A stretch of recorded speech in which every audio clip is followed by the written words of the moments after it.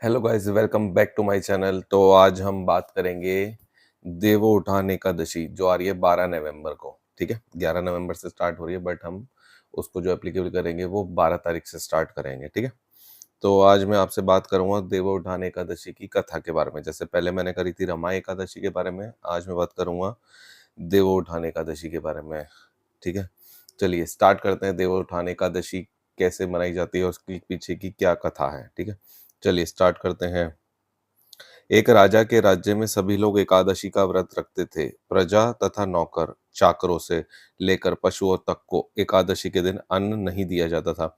एक दिन किसी दूसरे राज्य का एक व्यक्ति राजा के पास आकर बोला, महाराज कृपा करके मुझे नौकरी पर रख ले। तब राजा ने उसके सामने एक शर्त रखी कि ठीक है, रख लेता हूँ, किंतु रोज तो तुम्हें खाने को सब कुछ मिलेगा, पर एकादशी को अन्न नहीं मिलेगा। उस व्यक्ति ने उस समय हाँ कर ली, पर एकादशी के दिन उसे फलाहार का सामान दिया गया तो वह राजा के सामने जाकर गिड़गिड़ाने लगा, महाराज इससे मेरा पेट नहीं भरेगा, मैं भूखा ही मर जाऊंगा, मुझे मुझे अन्न दे दो। राजा ने उसे शर्त की बात याद दिलाई, पर वह अन्न छोड़ने को तैयार नहीं हुआ। तब राजा ने उसे आटा दाल चावल दिए। वह नित्य की तरह नदी पर पहुंचा और स्नान कर भोजन पकाने लगा। जब भोजन बन गया तो वह भगवान को बुलाने लगा, आओ भगवान, भोजन तैयार है।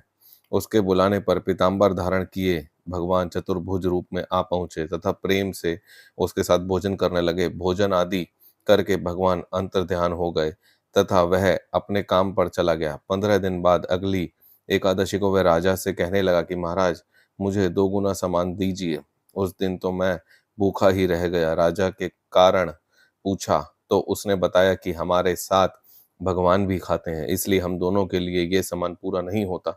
यह सुनकर राजा को बड़ा आश्चर्य हुआ। वह बोला, मैं नहीं मान सकता कि भगवान तुम्हारे साथ खाते हैं। मैं तो व्रत रखता हूँ, पूजा करता हूँ, पर भगवान ने मुझे कभी दर्शन नहीं दिए। राजा की बात सुनकर वह बोला, महाराज यदि विश्वास ना हो तो साथ चलकर देख लें।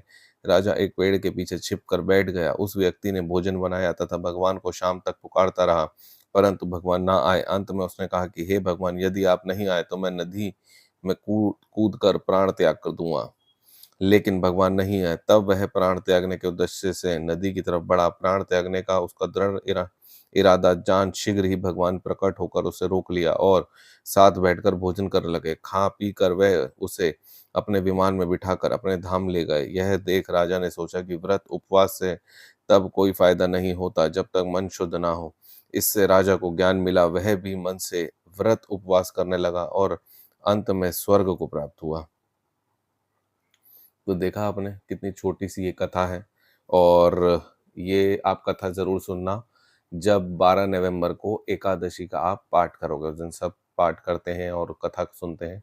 तो ये मैं यूट्यूब पे डाल रहा हूँ ताकि आपको सुनना ईजी हो, और ख़ासकर ऐसे कोई एड्स तो आते नहीं हैं, आपको पता है अभी न्यू स्टार्ट है तो एड्स भी नहीं आएंगे। तो आप ये मेरी कथा ज़रूर सुनना, और आपको अच्छी लगी तो प्लीज़ मुझे रिप्लाई करें, कमेंट करें, मुझे आप इसमें मेरे फॉलो करें, लाइक करें और सब्सक्राइब करें। न्यू चैनल है, ऐसे-ऐसे धीरे-धीरे होप बनेगी और आगे बनाने की।